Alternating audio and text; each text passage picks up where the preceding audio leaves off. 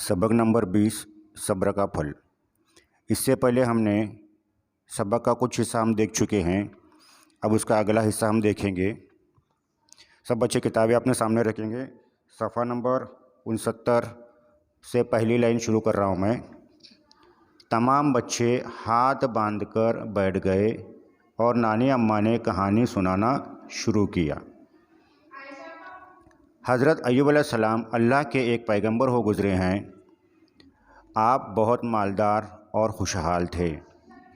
आपकी कई औलादें थीं, यानी कि बहुत सारे बच्चे उनके थे। दुनिया की सारी नेमतें आपको हासिल थीं, मगर आप खुदा की याद से कभी गाफिल नहीं होते। नेमतें उन चीज़ों को कहते हैं जो अल्लाह ने उन्हें बहुत कुछ दिया है।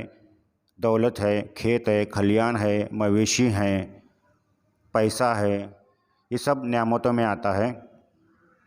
और अल्लाह की याद से गाफिल नहीं होना का मतलब है गाफिल यानी कि भूल जाना। किसी भी हालत में, काम काज में हो या बहुत सारे पैसे हों, तो वहाँ भी वो अल्लाह के याद से गाफिल नहीं होते थे। आप खूब दिल लगाकर खुदा की इबादत करते थे।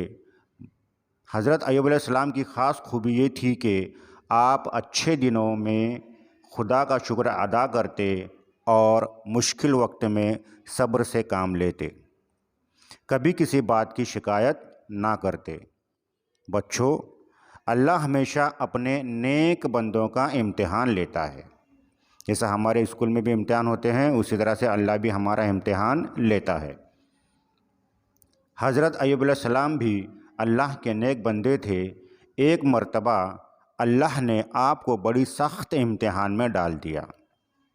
अचानक मुसीबत की ऐसी आंधी चली कि आपके हरे भरे खेत उजड़ गए।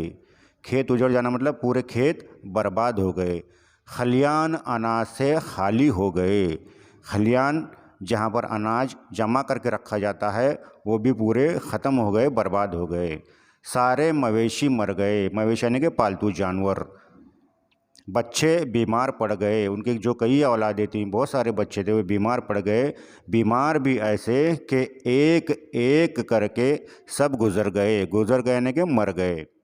माल वो दौलत ख़त्म हो गई। उनके पास जो पैसा था, हीरे जवाहरात थे, सब ख़त्म हो गए। कुछ दिनों बाद आप भी सख्त बीमार पड़ गए। आपको कोढ़ का मर्ज़ लाहक हो गया। कोढ़ का मर्ज़ यानी कि हाथों की जो हड्डियां होती है वो झड़ना शुरू होती हैं और हड्डियां कम हो जाती हैं। बदन में कीड़े पड़ गए और उनके बदन में भी बहुत सारे कीड़े पड़ गए। इस पैराग्राफ पर मैं कुछ सवालात बनाऊंगा। वो बच्चे लिख कर उसके जवाबात व्हाट्सएप पर फ़ोटो निकाल कर डालें। शुक्रिया।